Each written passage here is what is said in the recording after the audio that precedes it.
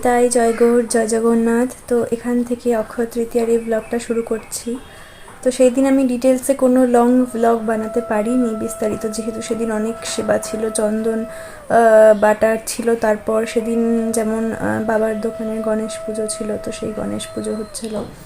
তো সমস্ত কিছু মিলিয়ে সেই দিনটা খুব ব্যস্ততার মধ্যে ছিল জন্য আমি সেভাবে কোনো বড় ভিডিও বানাতে পারিনি। তবে আমি যে শর্টসগুলো করেছি সেইগুলোর মাধ্যমেই আমি একটা ব্লগ বানিয়ে আপলোড করছি, যেহেতু আপনারা দেখতে পছন্দ করেন, দেখতে ইচ্ছুক থাকেন।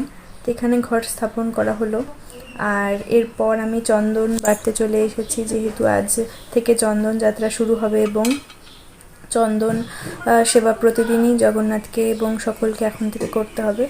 তো আজ তো মানে কি বলবো, গরম পড়েছে ভালোই। আর অক্ষয় তৃতীয়ার দিন একটু গরম না পড়লে কি হয় বলুন তো, চন্দন দিয়ে যে শৃঙ্গার করাবো বা অক্ষয় তৃতীয়ার যে মানে শৃঙ্গার করাবো সেটার আর মন থাকে না। গত বছর কি হয়েছিল, অক্ষয় তৃতীয়ার দিন প্রচুর বৃষ্টি হয়েছিল আমাদের এখানে, পুরো মুডটাই নষ্ট হয়ে গেছিলো, যে গরমের যে সেবার যে একটা আমেজ থাকে সেটা। কিন্তু এবার বেশ সকাল থেকে গরম পড়েছে। তো আমি এখন চন্দন ঘষছি, আর তারপরে তার মধ্যে একটু অগুরু কর্পূর যা দিতে হয় সেগুলো দিয়ে। আর সকলের স্নান হয়ে গেছে, আগে করিয়ে নিয়েছি। আমি আর সেভাবে কিছু শেয়ার করছি না, যেমনটা বললাম যে আমি শর্টস করে রেখেছিলাম সেটাকে আমি ভিডিও করে দিচ্ছি। তো তারপর আমি সবাইকে চন্দন শৃঙ্গার করাবো। প্রথমে মহাপ্রভুকে চন্দন শৃঙ্গার করাবো, মানে আমি এই জিনিসটা এবার প্রথম করছি। অন্যান্যবার আমি শুধুমাত্র ওনাদের কপালে তিলক এবং চরণে চন্দন দিতাম, তবে এবার আমার মনে হলো হয়তো ওনাদের কৃপাতেই এই বিষয়টা মাথায় এসেছে যে পুরো অঙ্গ এরকম চন্দন দিয়ে ঢেকে দিই। যেহেতু জগন্নাথের তো পুরো অঙ্গ আমরা ঢাকতে পারি না, জগন্নাথের সেভাবে হয় না। আর আমার কাছে তো সেই বিগ্রহ স্বরূপে ওনারা নেই, চিত্রপটেই আছেন। তো চিত্রপটের মধ্যেই আমি সেভাবে কল্পনা করে আমি ওনাদেরকে সুন্দর করে সর্বাঙ্গে চন্দন আমি লেপন করে দিয়েছি। তো এখানে পঞ্চতত্ত্বের চন্দন শৃঙ্গার করানো হয়ে গেছে। এরপরে প্রাণের যুগলের রাধারানীর কপালে দিয়েছি চন্দন, আর তারপরে গোপালজির সকলকে খুব সুন্দর করে চন্দন দিয়ে পুরো ঢেকে দিয়েছিলাম, ভালো লাগছিল। আর চন্দনটাকে একটু পাতলাই করে রেখেছিলাম, যেহেতু মানে খুব তাড়াতাড়ি শুকিয়ে যাবে যদি মানে খুব ঘন করে দিই, পরে ওটা বের করতে মানে মোছার সময় খুব অসুবিধে হবে, তো একটু পাতলা করেই রেখেছিলাম। আর তারপর এখন পালা জগন্নাথকে খুব সুন্দর করে চন্দন দিয়ে শৃঙ্গার করেছি। জগন্নাথের পুরো কপালে পেছনে পুরো চন্দন দিয়ে দিয়েছি। এখন তো প্রতিদিনই সুন্দর সুন্দর করে চন্দন দিয়ে নানা রকমের পত্রাবলী শৃঙ্গার করার চেষ্টা করব, আর ভিডিও করে আপনাদের সাথে অবশ্যই শেয়ার করব।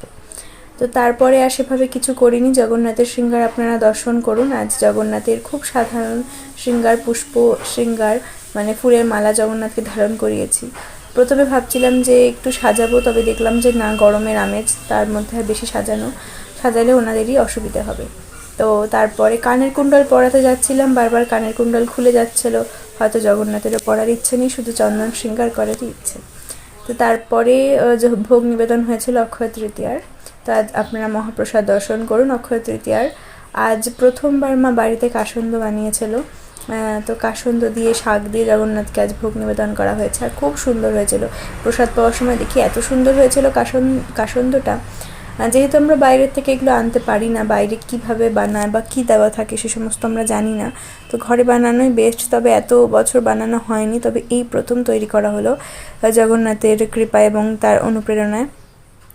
তো আপনারা মহাপ্রসাদ দর্শন করুন, আর এরপরে আপনাদেরকে একটুখানি সকলের শৃঙ্গারই দর্শন করাচ্ছি একটুখানি। তারপরে আমি আবার সবার চন্দনটা উঠিয়ে দেবো, কেননা আমি বিশ্রামে দেবো তারপর। আর চন্দন শুকিয়ে গেলে দেখবেন খুব স্কিনের মধ্যে মানে গায়ের মধ্যে খুব টানে, তো সেটা যেন না হয় ঠাকুরজিদের, সেদিকেও আমাদের আবার লক্ষ্য রাখতে হবে।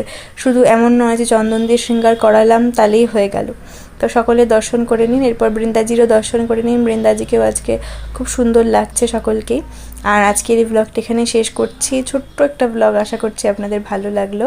যদি ভালো লাগে তবে চ্যানেলটিকে সাবস্ক্রাইব করে ভিডিওটি লাইক করে পাশে থাকবেন। দেখা হবে আবারও একটা নতুন ভিডিওতে। জয় নিতাই, জয় গৌর, জয় জগন্নাথ।